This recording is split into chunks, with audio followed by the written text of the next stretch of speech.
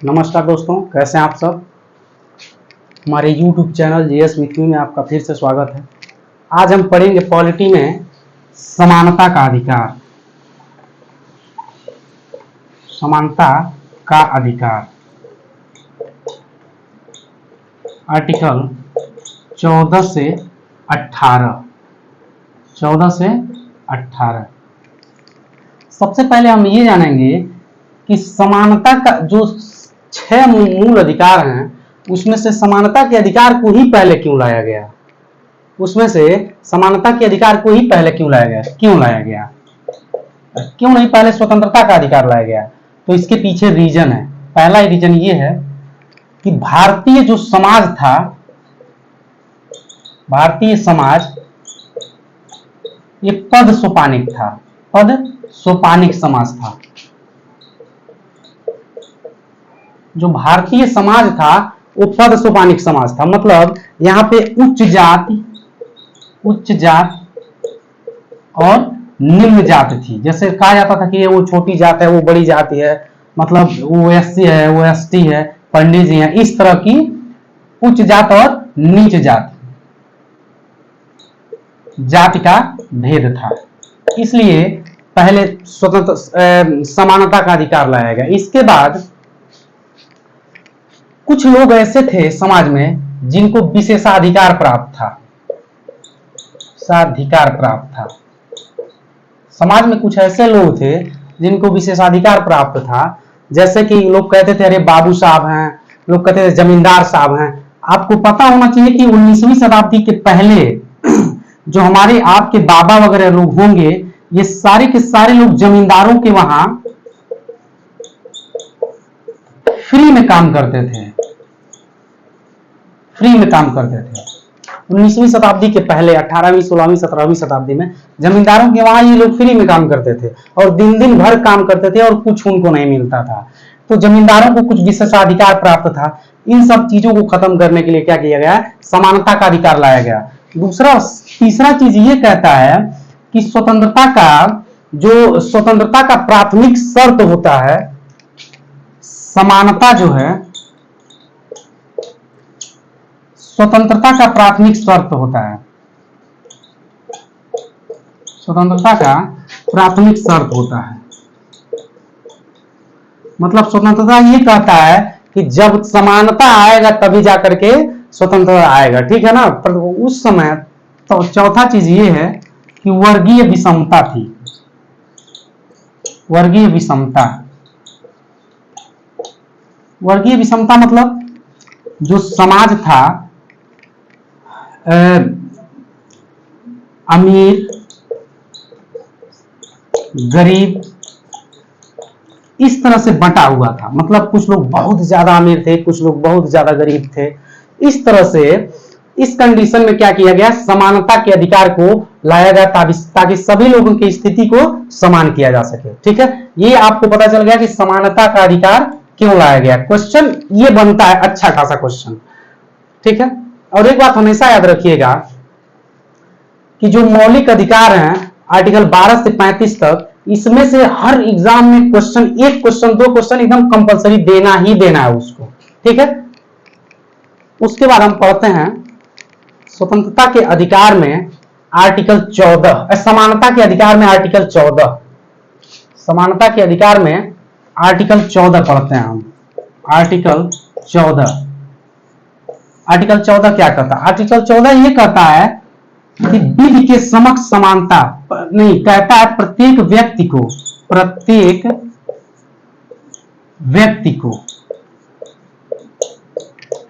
विधि के समक्ष समानता, विधि के समक्ष समानता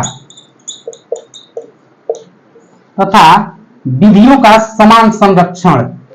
सॉरी, एक मिनट, इसको यहां से करते हैं। विधि के समक्ष समानता, प्रत्येक व्यक्ति को विधि के समक्ष समानता, विधि के समक्ष समानता तथा विधियों का समान संरक्षण, विधियों का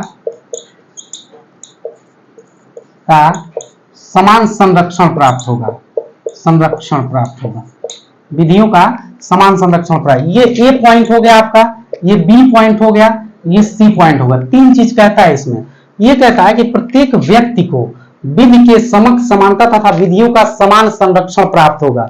मतलब प्रत्येक व्यक्ति मतलब नागरिक और गैर नागरिक, नागरिक और गैर नागरिक, नागरिक मतलब भारतीय व्यक्ति। हमने एक चीज आपको बताया था कि आर्टिकल 15, 16, 19, 29 और 30 ये ऐसे आर्टिकल हैं जो केवल भारतीय नागरिकों को प्राप्त हैं।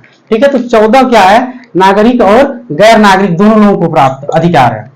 ठीक है, ये कहता है कि प्रत्येक व्यक्ति को मतलब नागरिक, गैर नागरिक, पुरुष और महिला, क्या कहता है ये, पुरुष और महिला। एक केस आया होगा, आप देखे होंगे, पुरुष और महिला के साथ ट्रांसजेंडर को भी, पुरुष और महिला आया था केस, एक केस आया था कि कैसा था, नालसावाद, नालसावाद। ये क्वेश्चन इंपॉर्टेंट बनता है कि किस केस में ट्रांसजेंडरों को थर्ड जेंडर का अधिकार दिया गया था। तो नालसावाद में ट्रांसजेंडर को भी थर्ड जेंडर का अधिकार दिया गया था। मतलब प्रत्येक व्यक्ति, नागरिक, गैर नागरिक, पुरुष और महिला, ट्रांसजेंडर, इन सभी को, प्रत्येक व्यक्ति को विधि के समक्ष समानता तथा विधि के समक्ष समानता,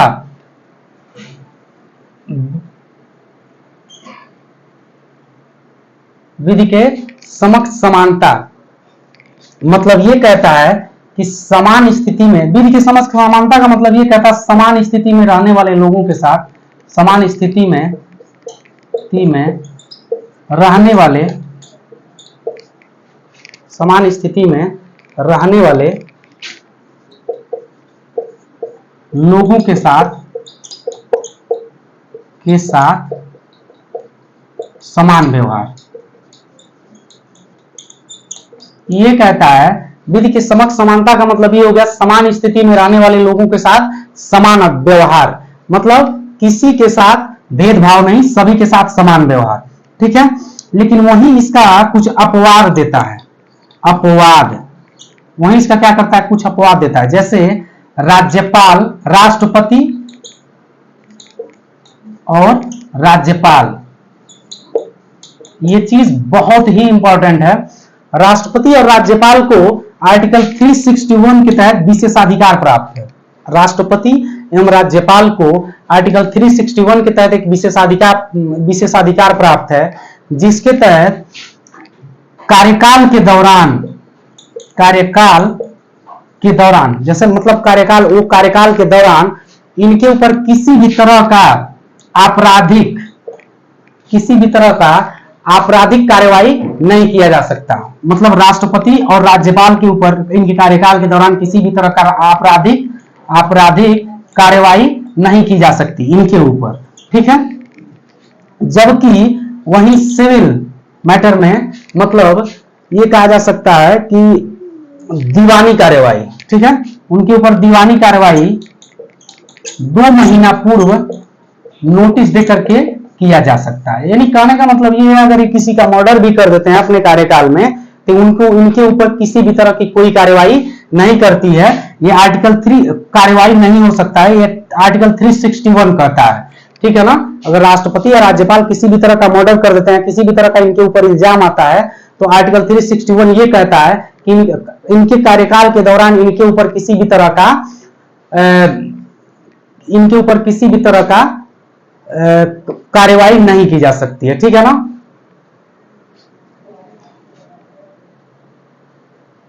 इसके बाद देखिए, जबकि वही इसी के तहत सांसदों को और विधायकों को आर्टिकल, सांसदों को 105 के तहत और विधायकों को 194 के तहत, सांसदों को 105 के तहत और विधायकों को 194 के तहत कुछ सरकार द्वारा हिदायतें दी गई, मतलब इनको संविधान द्वारा कुछ संरक्षण दिया गया है, ठीक है ना।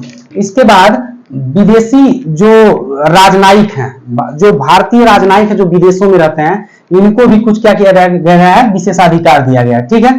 तीसरा चीज है कि विधियों का समान संरक्षण। तीसरा चीज ये कहता है कि विधियों का समान संरक्षण, मतलब असमान, ये इसका मतलब ये असमान स्थिति में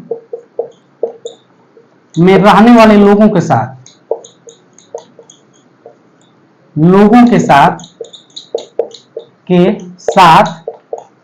असमान व्यवहार, मतलब ये कहता है, विधियों का समान संरक्षण ये कहता है कि असमान स्थिति में रहने वाले लोगों के साथ असमान व्यवहार, मतलब ये है कि राज्य जो है कुछ विशेष वर्गों के लिए विशेष प्रावधान कर सकता है। जैसे मान लीजिए एससी हो गए, एसटी हो गए, इनके लिए कुछ आरक्षण दे दिया इनको, तो आपके ये नहीं समानता का अधिकार है, नहीं समानता का अधिकार है, तो इसीलिए ये चीज यहाँ पे दे दिया गया कि कुछ विशेष असमान स्थिति में रहने वाले लोगों के साथ असमान व्यवहार, ठीक है ना। ये चीज हो गया, ये चीज हो गया आर्टिकल 14। अब आते हैं आर्टिकल 15 क्या कहता है।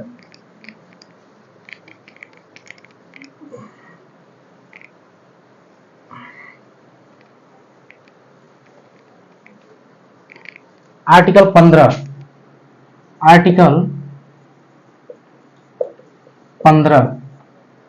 15 ये कहता है, 15 का 1 ये कहता है धर्म, जात, लिंग, जन्म स्थान,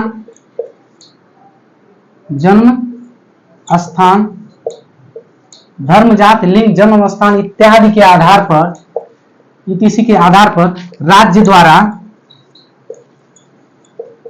कोई भेदभाव नहीं किया जाएगा, मतलब ये कह रहा है आर्टिकल 15(1) ये कह रहा है कि धर्म, जात, लिंग, जन्म स्थान इत्यादि के आधार पर राज्य द्वारा किसी भी तरह का कोई भेदभाव नहीं किया जाएगा, ठीक है। आर्टिकल 15(2) ये कहता है, आर्टिकल 15(2) ये कह रहा है कि सार्वजनिक स्थलों पर किसी भी तरह का कोई भेदभाव नहीं किया जाएगा, स्थलों पर किसी भी तरह का कोई भेदभाव नहीं किया जाएगा, ठीक है ना। जैसे कि तालाब हो गया, उसके बाद होटल हो गया। जैसे मान लीजिए कोई नीच जात का लड़का है, SC ST कास्ट का लड़का है, वो तालाब में गया नहाने, तो क्या किया, उसको लोग पीट दिए, ठीक है। मान लीजिए कोई वर्तमान समय में देखने को मिल रहा है कि जो कुछ SC कास्ट के लड़के हैं जो घोड़ा पे चढ़ के शादी करने जा रहे हैं, तो बड़े कास्ट के लोग उनको क्या कर दे रहे हैं, मार दे रहे हैं, तो इसको क्या किया गया है, समाप्त कर दिया गया है, ठीक है ना। उसके बाद यह राज्य के विरुद्ध अधिकार तो है ही, राज्य के विरुद्ध तो है ही, निजी व्यक्ति के विरुद्ध भी है, मतलब राज्य के विरुद्ध अधिकार, प्राप्त अधिकार है, यह निजी व्यक्ति भी किसी व्यक्ति को इस तरह से रोक नहीं सकता, ठीक है, सार्वजनिक स्थलों में प्रवेश करने से, ठीक है। 15(3) ये कहता है, आर्टिकल 15(3) ये कहता है कि राज्य महिलाओं और बच्चों के साथ विशेष व्यवहार कर सकता है, महिलाओं और बच्चों के साथ विशेष व्यवहार कर सकता है, ठीक है ना। राज्य महिलाओं और बच्चों के साथ क्या कर सकता है, विशेष व्यवहार कर सकता है, ठीक है। उसके बाद 15(4) ये कहता है, आर्टिकल 15(4) ये कहता है, 15(4) ये कहता है, आर्टिकल 15(4) ये कहता है राज्य सामाजिक एवं शैक्षणिक रूप से पिछड़े वर्गों, सामाजिक एवं शैक्षणिक रूप से पिछड़े वर्गों, शैक्षणिक रूप से पिछड़े वर्गों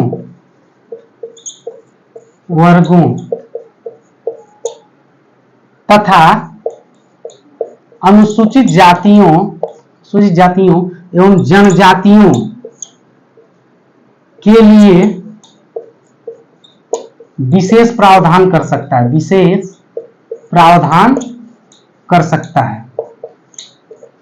15 का आर्टिकल 15 का 4 ये कहता है कि राज्य सामाजिक एवं शैक्षणिक रूप से पिछड़े वर्गों, ऐसे वर्ग जो सामाजिक रूप से भी क्या है, पिछड़े हैं, शिक्षा के मायने में भी क्या है, पिछड़े हैं, ऐसे पिछड़े वर्गों के लिए तथा अनुसूचित जाति एवं जनजाति के लिए राज्य क्या कर सकता है, विशेष प्रावधान कर सकता है। और ये प्रावधान जोड़ा कहां से गया है, प्रथम संविधान संशोधन, ये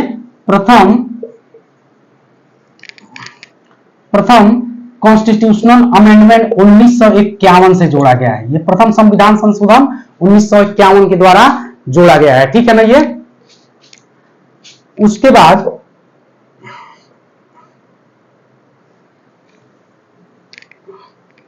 आर्टिकल 15(5) ये कहता, सॉरी पेन नहीं चल रहा है, दूसरा पेन लेने जा रहा है।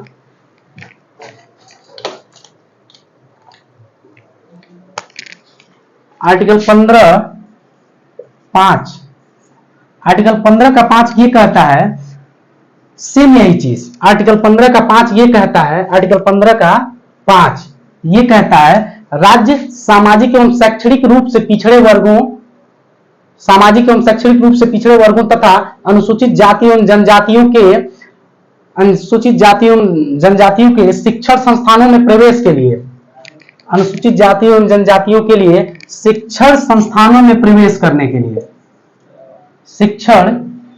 अनुसूचित जाति एवं जनजातियों के शिक्षण संस्थानों में प्रवेश के लिए विशेष प्रावधान कर सकता है, ठीक है ना। आर्टिकल 15 का 5 ये कहता है, राज्य सामाजिक एवं शैक्षणिक रूप से पिछड़े वर्गों तथा अनुसूचित जाति एवं जनजातियों के लिए शिक्षण संस्थानों में प्रवेश के लिए, मतलब उनका एडमिशन करवाने के लिए विशेष प्रावधान कर सकता है या आरक्षण दे सकता है। एक चीज हमेशा याद रखिएगा, ये आरक्षण अल्पसंख्यक के विद्यालय नहीं, ऐसा विद्यालय जो अल्पसंख्यक लोगों का हो, अल्पसंख्यक विद्यालय में नहीं होगा। बाकी सारे जो विद्यालय वहां पे हो सकता है, लेकिन केवल अल्पसंख्यक जो विद्यालय है उसमें नहीं होगा, ठीक है ना। उसके बाद क्वेश्चन ये कहता है, 15(6) ये कहता है, 15(6) ये कहता है, आर्टिकल 15(6) 15(6) ये कहता है कि राज्य आर्थिक रूप से पिछड़े वर्गों को, आर्थिक रूप से पिछड़े वर्गों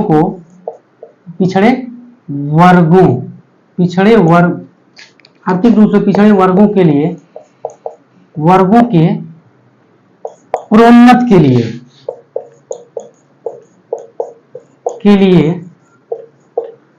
कहता, राज्य आर्थिक रूप से पिछड़े वर्गों के प्रोन्नत के लिए, आर्थिक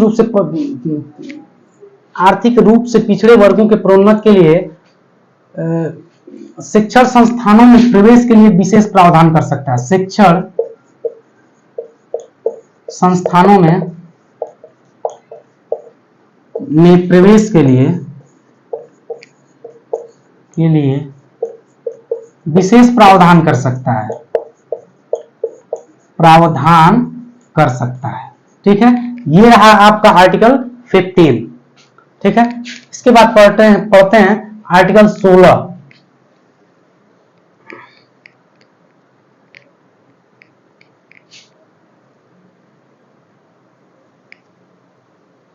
आर्टिकल 16, इसके बाद पढ़ते हैं आर्टिकल 16। लोक नियोजन में समानता, मतलब लोक नियोजन का मतलब ये था, सरकारी नौकरियां हैं, इसमें क्या समानता, लोक नियोजन में क्या है समानता। आर्टिकल 16 ये कहता है कि लोक नियोजन में समानता, मतलब ये कहता है कि पहला आर्टिकल 16(1) ये कहता है अवसर की समानता। लोक राज्य द्वारा लोक नियोजन में क्या किया जाएगा, अवसर की समानता, समानता, समानता, किसी भी तरह का कोई भेदभाव नहीं। 16(2) कहता है, 16(2) धर्म जात लिंग जन्म स्थान इत्यादि के आधार पर लोक नियोजन में किसी भी तरह का धर्म जात लिंग जन्म स्थान इत्यादि के आधार पर लोक नियोजन में किसी भी तरह का भेदभाव नहीं किया जाएगा, किसी भी तरह का भेदभाव नहीं किया जाएगा। 16(3) ये कहता है, 16(3) ये कहता है कि लोक नियोजन में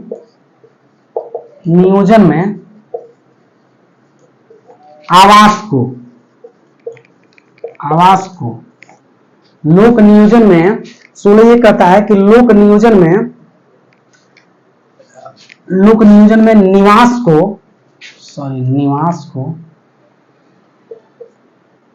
को विशेष अर्हता दिया जा सकता है, अर्हता दिया जा सकता है। जैसे मान लीजिए कोई पिछड़े वर्ग मतलब पिछड़े क्षेत्र का बैकलॉग एरिया का कोई ऐसा लड़का है, जैसे मान लो नागालैंड वगैरह हो गया, तो ऐसे लोगों को क्या किया जाता है, लोक नियोजन में सरकारी नौकरी में कुछ छूट दिया जा सकता है, कुछ छूट दिया जा सकता है, ठीक है ना।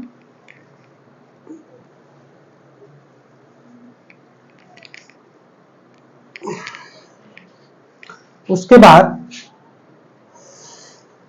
16(4) ये कहता है, 16(4) कि लोक नियोजन में पिछड़े वर्गों को लोक नियोजन में पिछड़े वर्गों को आरक्षण दिया जा सकता है, आरक्षण दिया जा सकता है। किस स्थिति में, यदि राज्य की सेवा में उनकी क्या हो, राज्य की सेवा में उनकी संख्या कम हो, उनका जो परसेंटेज हो कम हो, तो उनको क्या दिया जा सकता है, आरक्षण दिया जा सकता है, ठीक है। इतना समझ में आया आप लोगों को, इतना समझ में आ जाना चाहिए। उसके बाद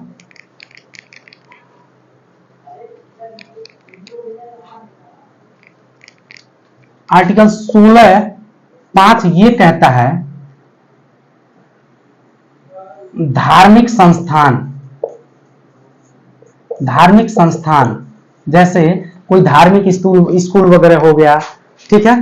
धार्मिक संस्थान को प्रबंधित करने के लिए उस धर्म से संबंधित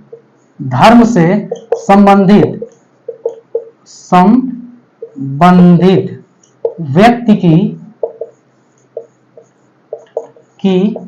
ही नियुक्ति की जाएगी। क्वेश्चन ये कह रहा है, आर्टिकल 16(5) ये कह रहा है कि धार्मिक संस्थान जितने भी धार्मिक संस्थान हैं, उन धार्मिक संस्थानों को प्रबंधित करने के लिए उस धर्म से संबंधित ही व्यक्ति की नियुक्ति की जाएगी। जैसे मान लीजिए जो मुस्लिम कॉलेज वगैरह हैं, उसमें मौलाना वगैरह लोगों को क्या किया जाता है, नियुक्ति किया जाता है, ठीक है। उसके बाद 16(6) क्या कहता है, 16(6) ये कहता है आर्थिक रूप से पिछड़े वर्गों को आर्थिक रूप से पिछड़े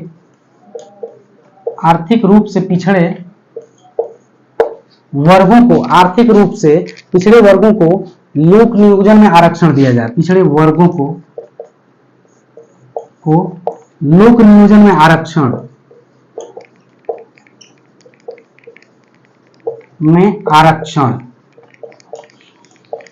मतलब चाहे कोई भी जात हो, जनरल कास्ट हो या ओबीसी हो या SC ST हो, मतलब आर्थिक रूप से यानी उसके पास पैसे नहीं है, वो पिछड़ा हुआ है, तो उसको लोक नियोजन में आरक्षण दिया जा सकता है। जैसे कि सामान्य वर्ग को इसी के तहत आर्टिकल 103 के तहत, कॉन्स्टिट्यूशन संविधान संशोधन 103वें संविधान संशोधन होगा। 103वें संविधान संशोधन सामान्य वर्ग को 10% का EWS दिया जाता है। इकोनॉमिक्स वीकर सेक्शन जो आरक्षण दिया जाता है 10%, इसी के तहत दिया जाता है।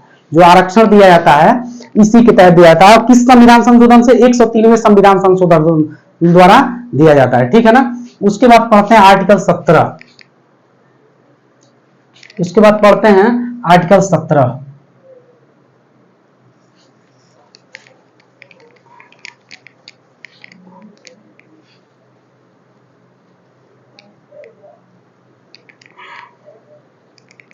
आर्टिकल 17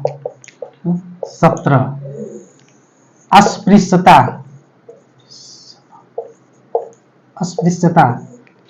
देखिए पहला बात तो ये समझ लीजिए कि अस्पृश्यता क्या है। संविधान में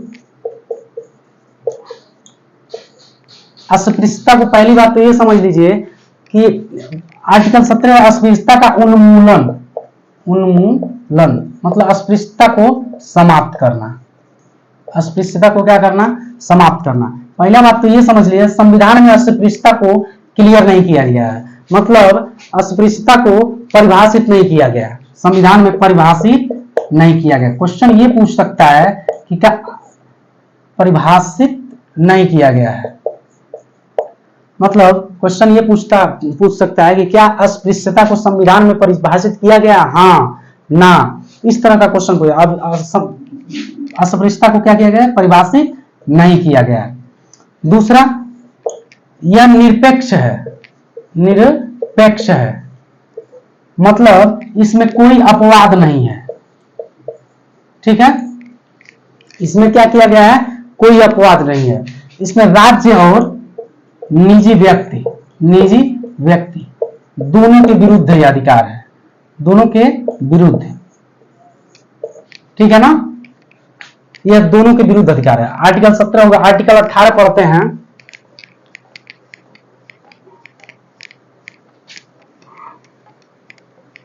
आर्टिकल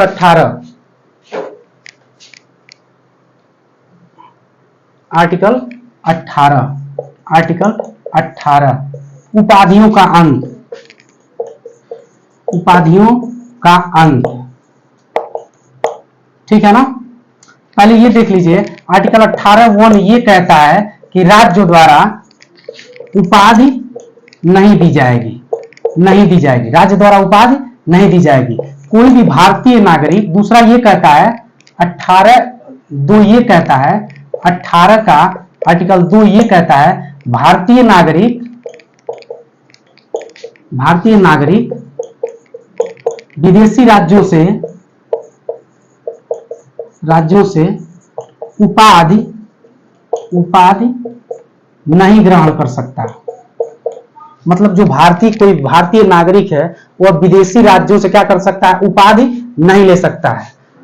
18 का 3 ये कहता है कि कोई भी विदेशी व्यक्ति है, विदेशी नागरिक है, भारत में किसी लाभ के पद पर है, जैसे कि मान लीजिए कोई नेपाल का आदमी है और भारत में किस सेना में है, या भारत में किसी लाभ के पद पर है, ठीक है, सरकारी नौकरी में है, तो वह विदेशी मतलब किसी दूसरे राज्य से कभी भी उपाधि ले सकता है। राष्ट्रपति की अनुमति से ही क्या कर सकता है? राष्ट्रपति की अनुमति से क्या कर सकता है? उपाधि विदेशी राज्यों से धारण कर सकता है, ठीक है ना।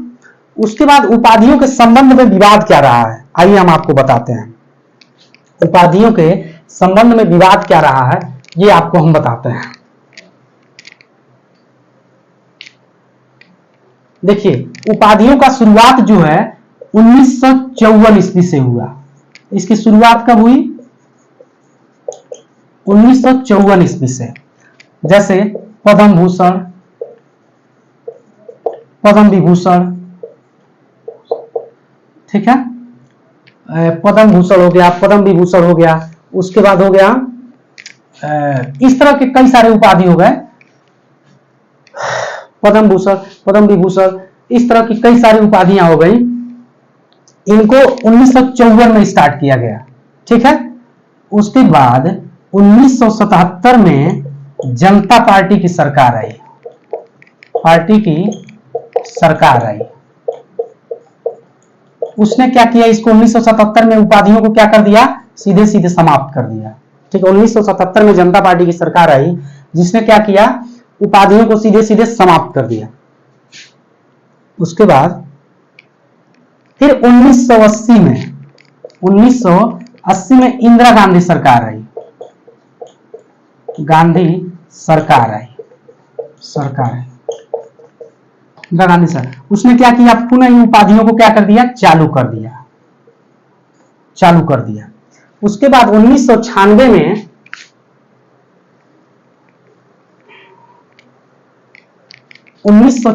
में न्यायपालिका ने एक निर्णय दिया,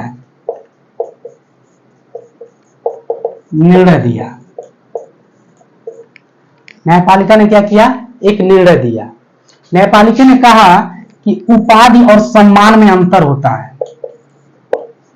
और सम्मान में क्या होता है, अंतर होता है। सम्मान जो है किसी विशिष्ट क्षेत्र में, सम्मान जो है किसी विशिष्ट क्षेत्र में, जैसे शिक्षा और सैन्य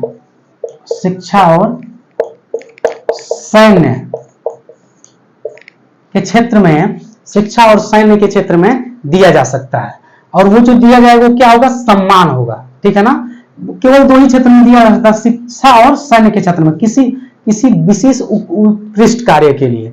मान लीजिए किसी कोई अच्छा खासा योगदान आपने शिक्षा के क्षेत्र में दे दिया तो आपको कोई सम्मान दे दिया गया। सैन्य के क्षेत्र में कोई आपने विशेष योगदान दे दिया तो आपको सम्मान दे दिया गया। लेकिन न्यायपालिका ने कहा कि जो सम्मान है उसको आप नाम के आगे या पीछे नहीं लगा सकते। जैसे परमवीर चक्र हो गया, ये सब नाम के आगे और पीछे नहीं लगा सकते। तो इस समय कितने क्षेत्र में ये सम्मान जो दिया जाता है, शिक्षा के और सैन्य क्षेत्र में, दो ही क्षेत्र में ये सम्मान क्या होते हैं, दिए जाते हैं। थैंक यू दोस्तों, मिलते हैं नेक्स्ट क्लास में, धन्यवाद।